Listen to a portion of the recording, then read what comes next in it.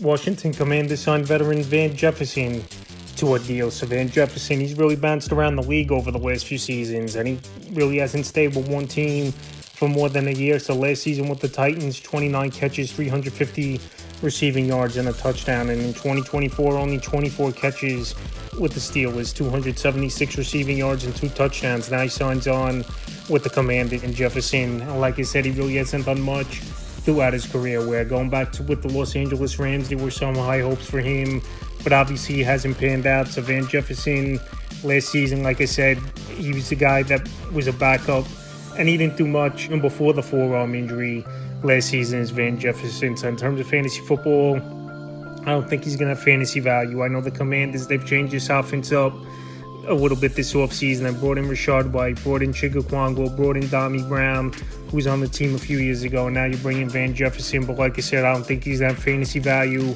and he's going to be a 4th, 5th receiver for this Commander team. So Van Jefferson signs with the Washington Commanders, and we'll see if he can stay healthy and possibly have a bounce-back season with his new team entering the 2026 season.